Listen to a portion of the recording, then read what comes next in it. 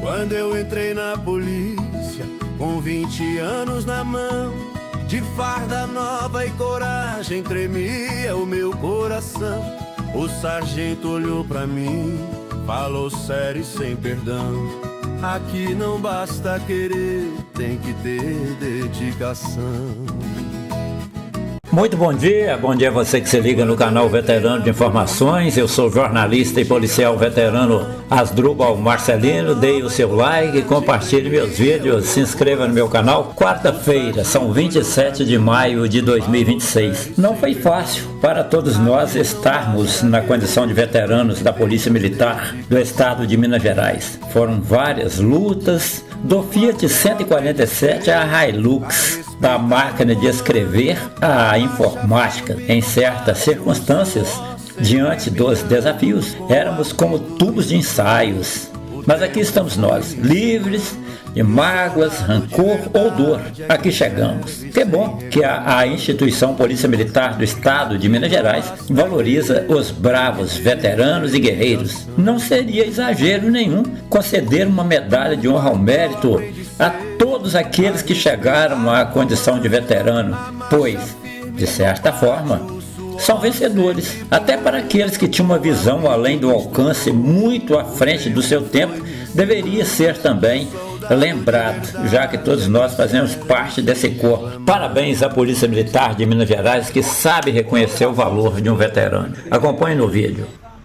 A gente faz academia, né? Em cima, né, comando? Quem nossos braços não nos solte a força! Quem nossos braços não nos solte a força! Comandante, missão diferente hoje, comando? Hoje é uma missão diferente do que nós estamos habituados a fazer. Vamos aqui visitar um guerreiro da Polícia Militar. Excelente. Tudo bem? Bom dia. Licença. Tudo bem? Bom dia, bom dia. Se hoje a Polícia Militar ela é o que é perante a sociedade, foi por causa de homens como o senhor ajudou a construir a história da instituição. Tem 30 dias que eu não ando mais. As minhas pernas não suportam mais o meu corpo. O câncer, eu vi a imagem do fio da desculpa, ele é feio. Ele começa aqui, termina aqui. E hoje eu estou na fase terminal. Nunca tema perante o perigo. Eu esperei um câncer me levar, mas não esperei um bandido me encostar a mão. Hoje a gente vai fazer uma homenagem a um militar que deu a vida na Polícia Militar. Ele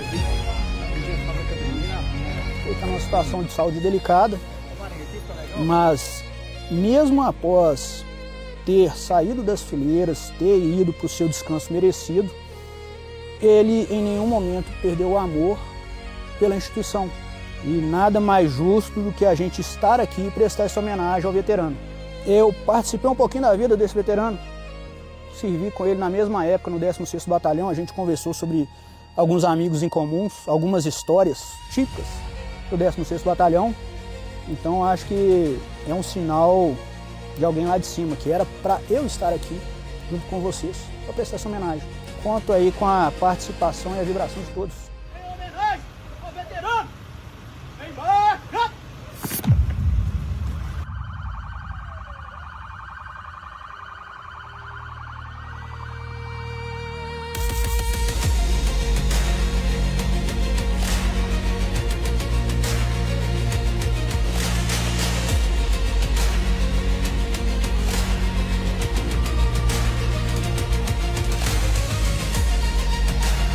Eu estou no Bola de Ouro, na Rua Carangola, número 19, no centro da Ipatinga, tudo para seu esporte.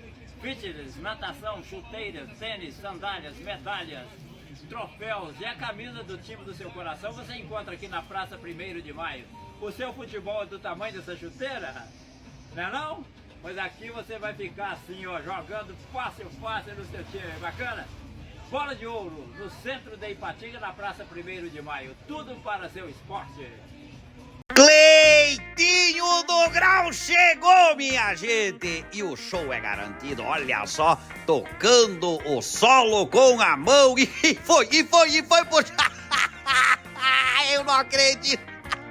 Segurou a moto pelo cano de escape! Com certeza vai fazer um enxerto de couro!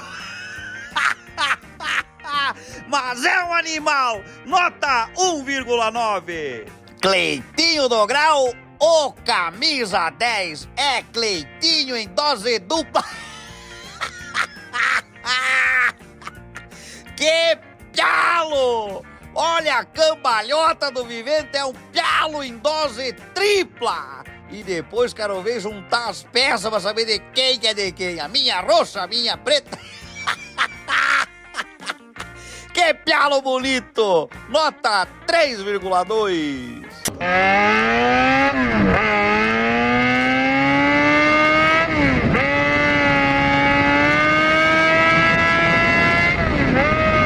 Se depender do Ministério Público de Minas Gerais e a Polícia Militar, esses motociclistas promotores do Grau, aquela barulhada do Quinto dos Infernos que todo mundo conhece, seus dias estão contados. Em Inhapim, o Ministério Público com a Polícia Militar estão fechando o cerco contra esses promotores de Grau.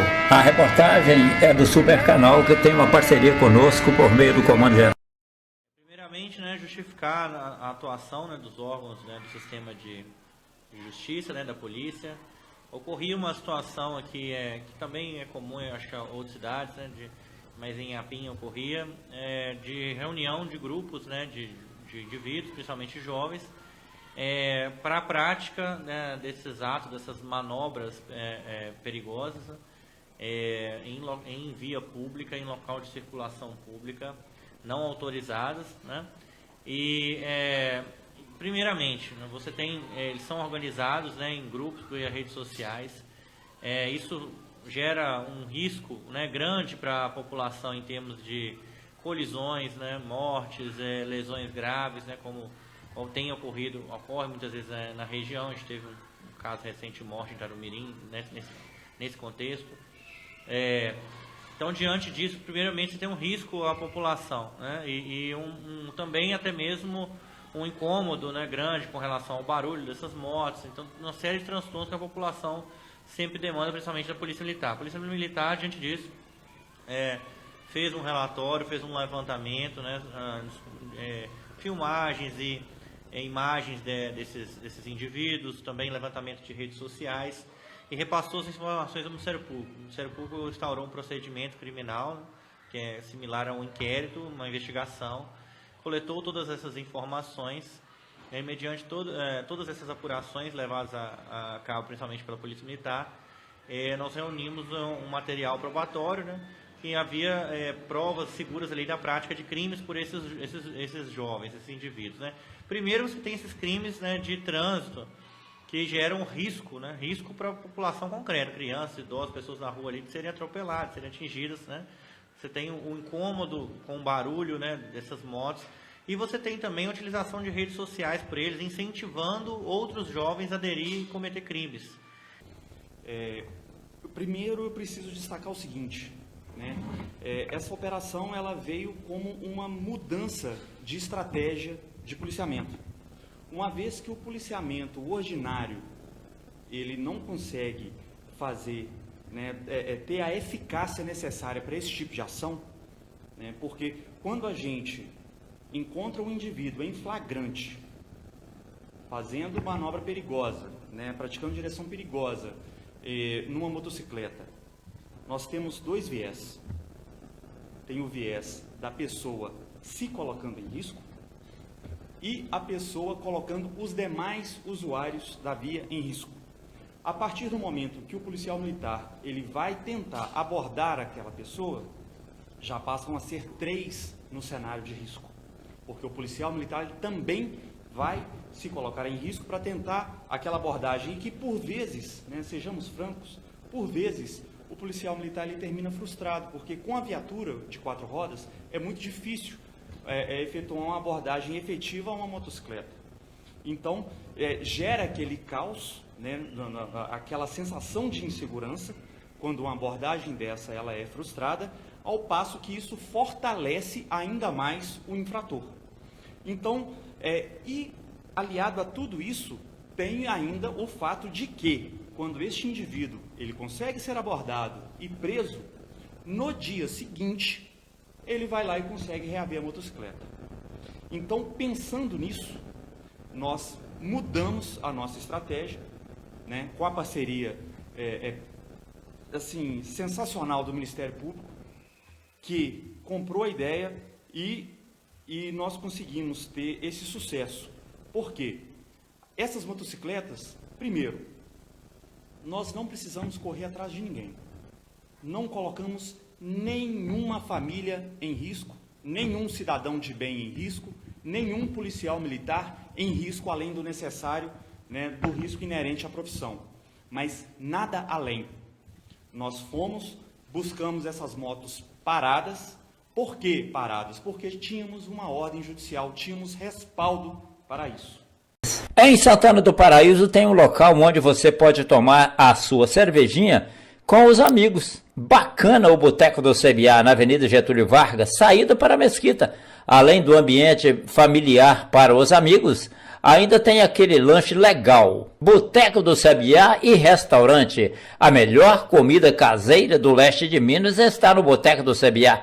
Aberto todo dia, o dia todo. A Cidade em Debate.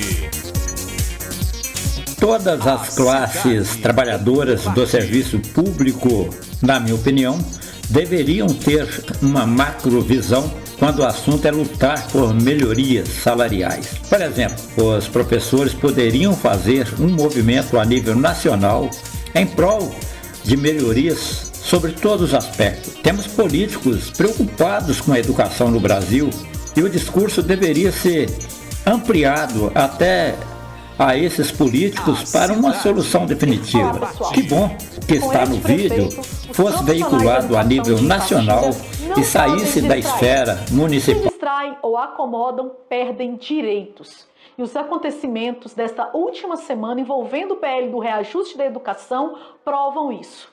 Já explicamos em vídeos anteriores a bagunça do governo municipal no envio dos 2 projetos de lei, o da educação e o dos demais servidores. Confiram aí em nossas redes. No entanto, não é apenas uma bagunça e não foi um erro qualquer. Foi planejado e calculado e nós podemos demonstrar. No PL da educação, que o reajuste é de 5,4, estava o impacto financeiro apenas do grupo do magistério. Já no PL dos demais servidores, que vão receber um valor menor, 4,26%, estavam os demais servidores da educação. Os aposentados e aposentadas sequer eram citados. Isso não é um erro de redação ou de escrita. Havia uma intenção muito clara e ela ficou evidente no projeto que chegou a entrar no sistema de tramitação da Câmara Municipal de Ipatinga, com todos esses cálculos lá devidamente apresentados no projeto. Por tudo isso, não podemos nos acomodar. São por essas atitudes do prefeito que a educação não pode baixar a guarda nunca. A atenção e mobilização precisam ser uma constante nesta administração. Se o Sindiúti não tivesse resistido e interferido na tramitação desse projeto de lei, um enorme precedente estaria aberto: o reajuste diferenciado.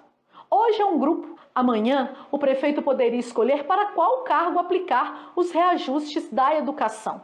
Isso tudo num contexto de outros graves ataques aos nossos direitos que têm sido parte, infelizmente, do nosso cotidiano enquanto trabalhadores da educação da rede municipal de Ipatinga. Por tudo isso, continuemos mobilizados. Amanhã, 26 de maio, às 17h30, na sede do Sindiúti, temos reunião com este grupo de atingidos, assistentes, educadores do integral e aposentados da rede municipal. Dia 2 de junho, temos uma nova rodada de negociação para discutir o índice de 7,2 que ainda está faltando para cumprir o mínimo que os trabalhadores da educação têm direito este ano. Sigamos vigilantes e mostrando para o governo de Ipatinga que somos uma única categoria, um só corpo, uma só rede. Reajuste diferenciado não aceitaremos jamais. Educa!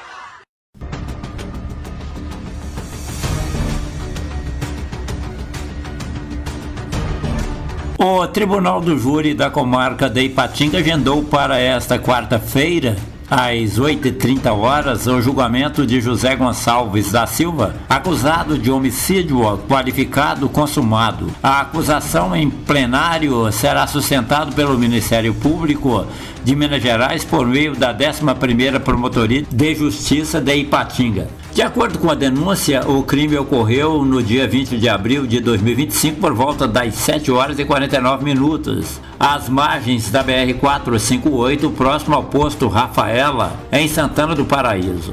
Na ocasião, a vítima Francisco Gonçalves de Souza, de 60 anos, morreu após ser agredida com golpes de madeira e pedradas. Segundo as investigações, acusado e vítima, ambos em situação de rua, mantinham desavenças anteriores decorrentes de uma luta corporal ocorrida há cerca de um ano antes do crime. Na data dos fatos, Francisco dormia ao lado do posto de combustíveis quando foi surpreendido pelo denunciado. Conforme consta na denúncia, o réu iniciou as agressões utilizando um pedaço de madeira e desferiu diversos golpes contra a vítima. Mesmo após tentar fugir, Francisco foi novamente atingido e caiu ao solo. Em seguida, o acusado teria utilizado uma pedra para continuar as agressões até a morte da vítima. Após o crime, o denunciado tentou se esconder em um matagal nas proximidades, mas foi localizado e preso em flagrante pela Polícia Militar. O Ministério Público sustenta o crime foi praticado por motivo torpe, em razão de vingança motivado por desavenças anteriores, mediante meio cruel, diante da extrema violência empregada, e com recurso que dificultou a defesa da vítima, atacada enquanto dormia, sem possibilidade de reação. A denúncia também aponta a incidência de causa de aumento de pena pelo fato de a vítima ter mais de 60 anos, além da agravante de reincidência do acusado. Portanto, às 8h30 acontecerá o julgamento no Fórum de Ipatinga, nesta quarta-feira, dia 27 de maio de 2026. De olho na cidade, denunciando, esclarecendo, levando informação, defendendo seus direitos de cidadão. De olho na cidade. Repórter Asdrubal Marcelino.